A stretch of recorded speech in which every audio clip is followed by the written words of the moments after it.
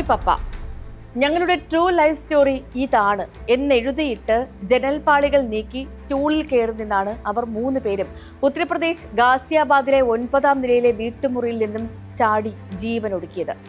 12, 14, 16 വയസ്സുള്ള പാഖി, പ്രാച്ചി, വിശിഖ എന്നീ പെൺകുട്ടികളായിരുന്നു അവർ. Korean love game എന്ന ടാസ്ക് അധിഷ്ഠിത ഗെയിമിന്റെ ഇരകളായിരുന്നു 3 പേരുമെന്നാണ് പ്രാഥമിക നിഗമനം. കരയുന്ന ഇമോജിയോടെയുള്ള സോറി പപ്പ എന്ന് അവസാനിക്കുന്ന 8 പേജുള്ള ഇവർ എഴുതി വച്ച ജീവിതകഥ വെളിപ്പെടുത്തുന്നത് ഓൺലൈൻ ഗെയിമുകൾ നിശ്ചയിക്കുന്ന ചതുരക്കളികൾക്കുള്ളിലൂടെയുള്ള പാച്ചിലിൽ ജീവിതം ഒടുങ്ങുന്ന, ഇനിയും തുടങ്ങിയിട്ടില്ലാത്ത കുരുന്നു ജീവിതങ്ങളെക്കുറിച്ചു കൂടിയാണ്. സ്പോട്ട്ലൈറ്റ് അന്വേഷിക്കുന്നു കൊറിയൻ ലവ് ഗെയിമുകളിൽ എരിയുന്ന ബാല്യങ്ങൾ. ജെൻസി തലമുറയ്ക്ക് കൊറിയൻ സിനിമയോടും ഗെയിമുകളോടും സംഗീതത്തോടുമുള്ള അമിത ആവേശം കണ്ടിട്ടില്ലേ? എത്ര കണ്ടാലും അവർക്ക് മതിവരാറേയില്ല. ബിടിഎസ്, ബ്ലാക്ക് പിങ്ക് പോലുള്ള ബാൻഡുകളും അതിലെ ഗായകരും കൊറിയൻ ഡ്രാമയും ആ ഭാഷയൊക്കെ അവർക്ക് ഏറെ പ്രിയപ്പെട്ടതാണ്. ഗാസിയാബാദിൽ ജീവനൊടുക്കിയ ആ 3 പെൺകുട്ടികൾക്കും അങ്ങനെ തന്നെയായിരുന്നു. അവർ പരസ്പരം കൊറിയൻ പേരുകളാണ് വിളിച്ചത്. കൊറിയൻ രാജകുമാരികളായി അവർ സങ്കല്പിച്ചു. കൊറിയയോടായിരുന്നു അവർക്ക് ഏറ്റവും കൂടുതൽ ഇഷ്ടം.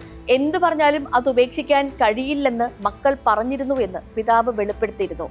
അതിൽ തെറ്റില്ല. പക്ഷേ ഈ കൊറിയൻ ലവ് ഗെയിം എന്ന ഓൺലൈൻ കളിയിൽ ഇവർ അഡിക്റ്റഡ് ആയിരുന്നു എന്നും അത് നിയന്ത്രിക്കാൻ ശ്രമിച്ചിരുന്നു എന്നും അവരുടെ പിതാവ് പറയുമ്പോഴാണ് ബ്ലൂ വെയിലിന് പിറകെ എത്തിക്കൊണ്ടിരിക്കുന്ന സൈബർ ഇടങ്ങളിലെ മരണക്കളികളിൽ പിടയുന്ന കുരുന്നു ജീവനുകളെ കുറിച്ച് വീണ്ടും സമൂഹം ചർച്ച ചെയ്യേണ്ടത് അനിവാര്യതയായി വരുന്നത്.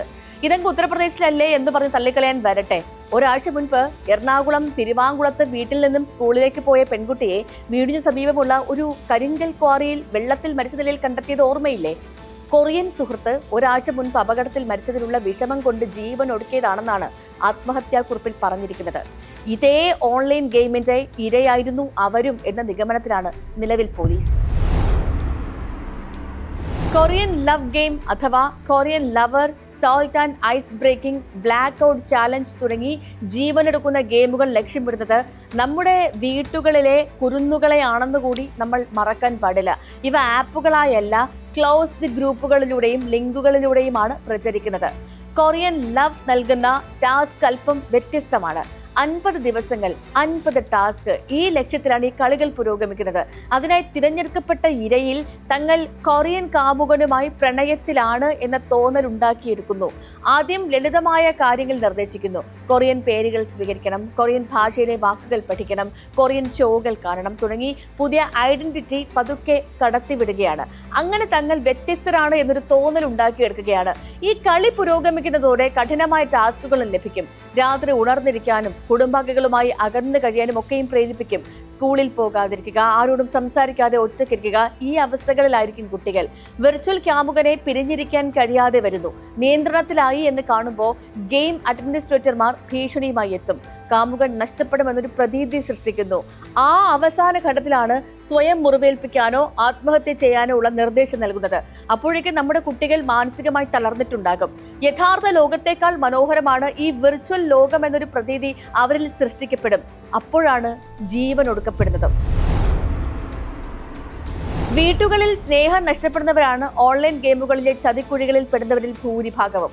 ഒരു ശീലം എന്നതിനപ്പുറം കുട്ടിയുടെ വൈകാരിക ജീവിതത്തിന്റെ ഭാഗമായി ഗെയിമിംഗ് എളുപ്പം മാറുന്നുണ്ട്. ഓൺലൈൻ ഗെയിമുകളിലെ റിവാർഡുകൾ ലഭിക്കുമ്പോൾ മസ്തിഷ്കത്തിൽ ഉൽപ്പാദിപ്പിക്കപ്പെടുന്ന ഡോപ്പമീൻ ഹോർമോണുകളാണ് ഇരകൾക്ക് കൂടുതലായി പ്രേരണ നൽകുന്നത്. മയക്കുമരുന്നിന് സമാനമായ ഒരു ഉത്തേജനമോ അതല്ലെങ്കിൽ സന്തോഷമോ ഡോപ്പമീൻ നൽകുന്നുണ്ട്. അപ്പോൾ ഓരോ പോയിന്റ് കടക്കുമ്പോഴും വലിയ അളവിൽ ഡോപ്പമൈൻ ശരീരം പമ്പ് ചെയ്ത് വിടുന്നു. ഗെയിമിൽ അല്ലാതെ വരുമ്പോൾ വിഷാദം എത്തും. അങ്ങനെയാണ് അവർക്ക് ഈ വിർച്വൽ ലോകത്ത് നിന്നും പുറത്തു കടക്കാൻ പറ്റാത്ത ഒരു അവസ്ഥയിലേക്ക് വരുന്നത്. ഈ സാഹചര്യങ്ങളിൽ കുട്ടികൾക്ക് സ്വയം നിയന്ത്രിക്കാൻ സാധിച്ചെന്ന് വരില്ല. ആദ്യകാല മുന്നറിയിപ്പ് സൂചനകളെ അച്ചടക്ക പ്രശ്നങ്ങളോ താല്പര്യക്കുറവോ ആണെന്നാണ് മാതാപിതാക്കൾ വിചാരിക്കുന്നത്. അവർ വിഷയം ശ്രദ്ധിക്കുമ്പോഴേക്കും ഒരുപാട് വൈകിട്ടുണ്ടാകും. രോഷം, പരിഭ്രാന്തി, വിഷാദ ലക്ഷണങ്ങൾ അതല്ലെങ്കിൽ വൈകാരിക തകർച്ച എന്നിവയുൾപ്പെടെയുള്ള മാനസികാരോഗ്യവുമായി ബന്ധപ്പെട്ട പ്രശ്നങ്ങൾ കുട്ടികൾ പ്രകടിപ്പിക്കുമ്പോഴാണ് പലരും ഈ വിഷയം ഗുരുതരമാണെന്ന് തിരിച്ചറിയുന്നത്.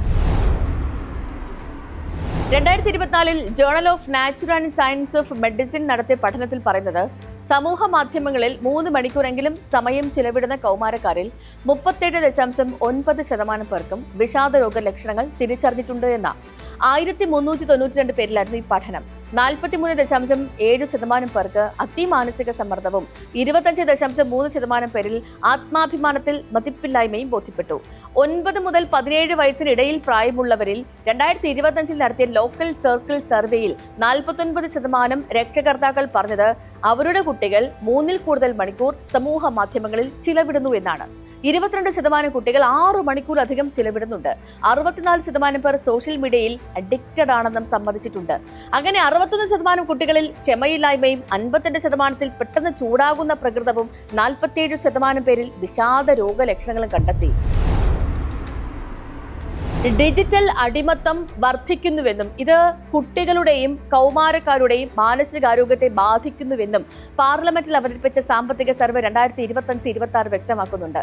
ഈ വിഷയം ആശങ്കാജനകമാണെന്ന് ചൂണ്ടിക്കാട്ടിക്കൊണ്ട് സ്മാർട്ട് ഫോണുകൾ, സോഷ്യൽ മീഡിയ, ഗെയിമിംഗ്, ഓൺലൈൻ പ്ലാറ്റ്ഫോമുകൾ എന്നിവയുടെ അമിത ഉപയോഗം, ആരോഗ്യനില, പഠന ഫലങ്ങൾ എന്നിവയെ ബാധിച്ചേക്കാമെന്നും സർവേ മുന്നറിയിപ്പ് നൽകുന്നു. എന്നാൽ പരിഹാര നിർദ്ദേശങ്ങളൊന്നും തന്നെ മുന്നോട്ട് വച്ചിട്ടില്ല. ഓസ്ട്രേലിയ, സ്പെയിൻ, ഫ്രാൻസ് ഈ രാജ്യങ്ങളൊക്കെ 16 വയസ്സിന് താഴെയുള്ള കുട്ടികൾക്ക് സമൂഹ മാധ്യമങ്ങളുടെ ഉപയോഗത്തിൽ നിരോധനം ഏർപ്പെടുത്തിയിട്ടുണ്ട്. ആന്ധ്രാപ്രദേശ്, ഗോവ എന്നിവിടങ്ങളിൽ നിന്നും ഇതേ ആവശ്യം ഉയർന്നു വന്നിട്ടുമുണ്ട്. ഓൺലൈൻ ഗെയിമുകൾ ജീവൻ എടുക്കുന്നതിന്റെ പ്രധാന ഘടകം സ്ക്രീൻ ടൈം മാത്രമല്ല, സാമൂഹിക ബന്ധങ്ങളിലെ വിള്ളലുകൾ കൂടിയാണ്. കുട്ടികളുമായുള്ള മാതാപിതാക്കളുടെ ബന്ധം ഊഷ്മളമാകട്ടെ. ബന്ധങ്ങളിലെ ഉൾവലിവുകൾ പ്രകടമാകുമ്പോൾ അവരോട് സ്നേഹത്തോടെ സംസാരിക്കുക. ഇന്റർനെറ്റ് ലോകത്തെ ചതിക്കുഴികളെക്കുറിച്ച്, സൈബർ ഇടങ്ങളിലെ ഇരുട്ടിൽ നിന്നും യാഥാർത്ഥ്യ ലോകത്തേക്ക് അവരെ തിരിച്ചു കൊണ്ടുവരാൻ അത് ഒരുപക്ഷെ ഉപകാരമായെങ്കിലോ. ഗാസിയാബാദിലെ ആ പെൺകുട്ടികൾക്ക് ആദരാഞ്ജലി അർപ്പിച്ചുകൊണ്ട് ഇന്നത്തെ സ്പോട്ട്ലൈറ്റ് അവസാനിക്കുന്നു. നാളെ മറ്റൊരു വിഷയമായി വീണ്ടും ഇതേ സമയം.